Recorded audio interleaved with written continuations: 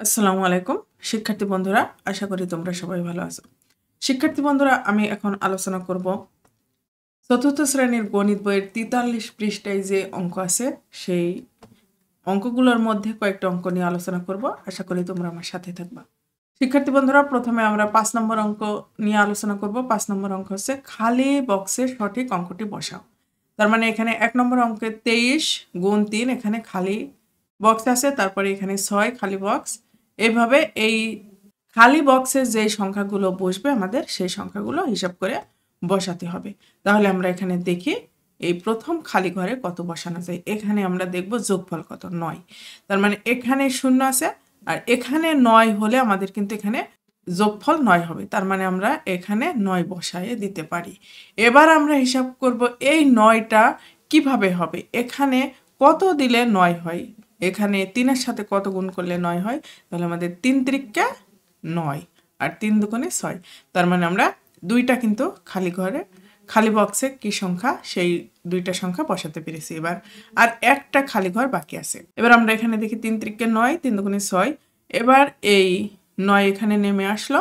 এই খালি বক্সে এবার কি হবে, 9 6 কত, 15। 9 6 15-র 5 হাতে থাকে 1, 1 আর 6 7। তার মানে আমাদের খালি বক্সে এখানে 5, এখানে 9, এখানে 3। এটাই হচ্ছে আমাদের 1 নম্বর অঙ্কের সমাধান। এবার আমরা 2 নম্বর অঙ্ক করব। 2 নম্বর অঙ্কে এখানে কিন্তু 2 আছে আর এটাও খালি বক্স, এটাও খালি বক্স, এটাও খালি বক্স। এবার আমরা এখানে 3-এর সাথে কত গুণ করলে 2 হয়। আমরা 3 1-কে 3, 3 দুগুণে 6, 3 3-কে 9, 3 ছাড়া 12। 12 বসালে কিন্তু আমরা 12-র 2 বসাতে পারছি এখানে। তার মানে আমরা যদি এখানে 4 বসাই তাহলে কিন্তু আমাদের এখানে 12 হবে। 12-র 2 হাতে থাকে 1। এবার এই সংখ্যা এই বক্সে এমন একটা সংখ্যা বসাতে হবে যে সংখ্যাটার সাথে 4 গুণ করলে এই গুণফলের শেষের অঙ্কটা হবে 7। শেষের অঙ্কটা 7 নয়, শেষের অঙ্কটা 6 হবে। এবং আমাদের যে হাতে ছিল 1, সেই 1 ওই তার সাথে যোগ করলে 7 হবে। তাহলে আমরা এখানে কত নেব, 4 8টা 32 হচ্ছে না, 2 হচ্ছে শেষের ঘরের অঙ্ক সংখ্যা। এবার 4 নম কত, 4 নম 36। তাহলে 4 নম 36 আর 1-এ 37, 37 আর 7। এখানে আমরা যদি 9 দিই তাহলে কত হচ্ছে, 4 নম 36, 37 আর 7 আর হাতে থাকছে কত, 3। এই 3 আমরা আবার দেখব। এমন একটা সংখ্যা এই 4-এর সাথে গুণ করব যেটা গুণ করে তার সাথে এই 3 যোগ করলে আমাদের যোগফল হবে 23। এবার যদি আমরা এখানে 5 দিই, 4 5 20 আর এই 3-এ 23। তার মানে মিলে যাচ্ছে, এখানে 5 হবে, 4 5 20 আর 3-এ 23। আশা করি শিক্ষার্থী বন্ধুরা তোমরা বুঝতে পেরেছো। এবার 3 নম্বর অঙ্ক দেখব। 3 নম্বর অঙ্কে এখানে 3 আছে, এখানে 0, এখানে কত হলে আমাদের এখানে 3 হবে। তার মানে এটা এখানে বসাতে হবে, এমন একটা সংখ্যা বসাতে হবে যেই সংখ্যাটা 9-এর সাথে গুণ করে গুণফল যা হবে সেইটা আবার এই যোগ করলে যোগফল 3 হবে। 0-এর সাথে যোগ করলে যোগফল 3 হবে। এমন সংখ্যা দিয়ে আমাদের একটি সংখ্যা দিয়ে 9-এর সাথে গুণ করতে হবে। তার মানে 9 3 নম 27 হচ্ছে না, আমরা দেখি 7 নম 63। এখানে যদি আমরা 7 দেই তাহলে 7 নম 63 3 আর এই যে হাতে থাকছে 6। এবার এই 3 আর এই 0 যোগ করলে আমাদের 3 হচ্ছে, এটা মিলে যাচ্ছে। এবার এখানে এমন একটি সংখ্যা বসাতে হবে যে সংখ্যাটি এর সাথে গুণ করে সেই গুণফলের সাথে 6 যোগ করলে সে যোগফলের শেষের সংখ্যা 7 হবে। এবার আমরা এই 7-এর সাথে 3 গুণ করব। 3 7টা কত, 3 7টা 21 আর এই 6-এ 21 আর 6 27, 27-এ 7 আর হাতে থাকে কত, 2। এখানে 2। এবার এখানে আমাদের 4 আছে। তার মানে এমন একটি সংখ্যা এখানে দিতে হবে যেটা এটা আর এটা যোগ করলে 4 হবে। মানে যোগ করলে যোগফলের শেষের সংখ্যাটা 4 হবে। তাহলে আমরা এখানে কত দিতে পারি, এখানে আমরা 3 নম 27। তাহলে 3 দিব, 3 নম 27-এ 7। এবার হাতে থাকে কত, 2। 7 7 যোগ করে আমাদের কিন্তু 14 হচ্ছে। এবার 3 3-কে 9 আর 2-এ কত, 9 আর 2-এ 11। তার মানে 11-র 1 আর এখানে 1। তার মানে এগুলো আমাদের মিলে গেছে। এবার যোগফলটা আমরা দেখি কি হয়। 3 7 7 14, হাতে থাকে 1 1 2 2 আর 2-এ 4 আর এখানে 1, 1443। তার মানে আমাদের এই খালি বক্সে কি বসলো, এখানে 3, এখানে 3, 7, এইগুলো আমাদের হিসাব করে এইভাবে বসাতে হবে। শিক্ষার্থী বন্ধুরা, আশা করি তোমরা বুঝতে পেরেছো।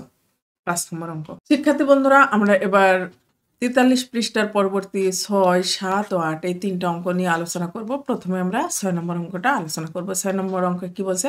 তোমার কাছে 100টি 100 টাকার নোট রয়েছে। তোমার কাছে মোট কত টাকা রয়েছে? তাহলে এখানে আমাদের কি বলছে? 100টি 100 টাকার নোট। তার মানে একটি 100 টাকার নোট সমান কয় টাকা?